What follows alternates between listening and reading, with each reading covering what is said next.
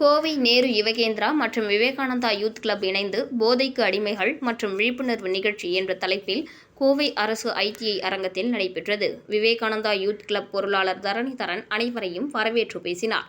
தமிழ்நாடு அரசு ஐடிஐ துணை இயக்குநரும் மற்றும் முதல்வருமான ஒய். லீமா ரோஸ் தலைமையில் சிறப்பு அழைப்பாளராக கோவை மாவட்ட சமூக நலத்துறை அதிகாரி அம்பிகா, துடியலூர் காவல்துறை துணை கண்காணிப்பாளர் குரு கணேஷ், தேசிய மனித உரிமைகள் கமிட்டி அறக்கட்டளை துணை செயலாளரும் மத்திய மாநில அரசு விருது பெற்றோருமான கோவை சாதிக் சாய் கிராம ஆயுர்வேத மருத்துவமனை மற்றும் ஆராய்ச்சி நிறுவன அதிகாரி டாக்டர் ராதிகா, மனநல பயிற்சியாளர் நர்மதா சிறப்பு அழைப்பாளராக கலந்து கொண்டு அனைத்து மாணவர்கள் போதை பழக்கத்தை எதிர்த்து போராடுவதற்கான வழிமுறைகளையும், போதைப் பொருட்களிலிருந்து மீட்பது மற்றும் தடுப்பது பற்றியும் பல்வேறு கருத்துக்களும் வழங்கியுள்ளார்கள்.